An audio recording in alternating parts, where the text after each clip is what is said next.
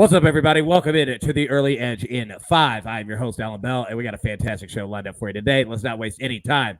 Bring in the stars of the show, Johnny Bollman, and my man PropStarz here. Bollman, I'll tell you what, we are live here. We've had some, we're playing with some conditions here, so we're out in the nice, peaceful Nashville, Tennessee thunderstorm here to bring the show. But you know what? People didn't want that. They want the bullpen report. Break it down. What do we got? Yeah, the roof is open at the AB Stadium today. We got the bullpen report. Austin Hayes and Ryan Mountcastle were both out of the lineup for the Orioles yesterday. They're listed as day-to-day. They could be in the lineup today, but I wouldn't be surprised if they're not. Eloy Jimenez is back in the lineup for the White Sox today. He's already hit a 2-run bomb, so that's big for them. Josh Naylor was scratched yesterday. He's still dealing with a back issue. He's day-to-day. And Bobby Witt Jr. is day-to-day after being hit on the hand with a pitch yesterday. His x-rays were negative, though, so hopefully he won't be out too long. Yeah, hopefully so. And I'll tell you what, I like what you said.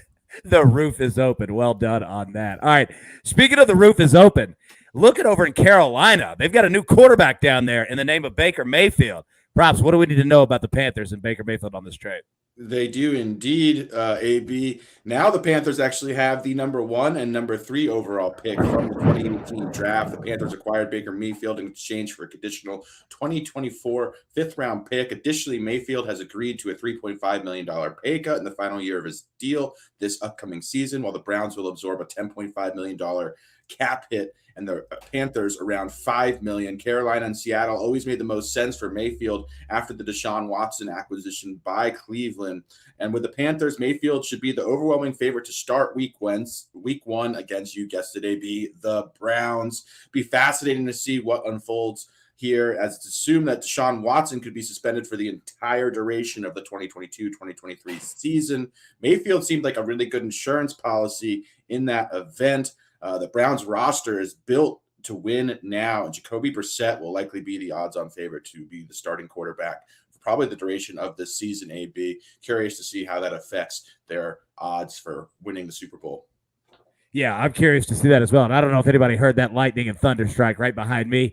But you know what? We're going to make this an early edge in 4. So let's quickly give them. I'll tell you what. I've got mine here. I'm going to go with the Rangers and the Orioles, both to score 3+ runs. Also going to go with the Rays and the Red Sox, both to score 3+ runs as well. Props, give it to me. And then Bollman, you're next up. What do you got? Yeah, let's go. Mitch White, Los Angeles Dodgers, under 4.5 strikeouts, failed to eclipse this in 3 of 5 starts. Big ask for White, who transitions from reliever to starter, hasn't thrown more than 80 pitches in a single appearance. Rockies are a tough lineup, only averaging 7.83 strikeouts, 21% K rate versus opposing righties. That's the 7th lowest in the majors. Take Mitch White under 4.5 Ks, especially so AB doesn't get caught in the thunderstorm. That's what I'm talking about. I appreciate that right there. You know what? We're dealing with no power out here, but we have found power, the only people in Nashville with power right now, because you know the show never stops. So, Bollman, bring us home, buddy. What do you got?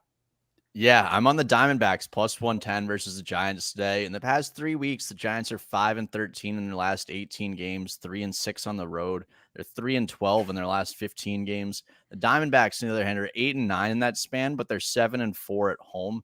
Merrill Kelly's been pitching very well lately. He's coming off a gem in Colorado as well. Alex Cobb's making just his 4th start since returning from the IL, and he's been much worse on the road.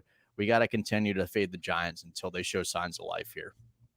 You know what? I like that. I'm rolling with you on that. We're going to fade them until they show us signs of life. And hopefully that we're all going to keep signs of life here. That's all the damage that we can do for today. Everybody, thank you so much for tuning in. We will be live as normal time, 10 a.m. Eastern on Thursday. But until then, as always, best of luck. Let's cash these tickets. And boys, well done on the show today. Let's go.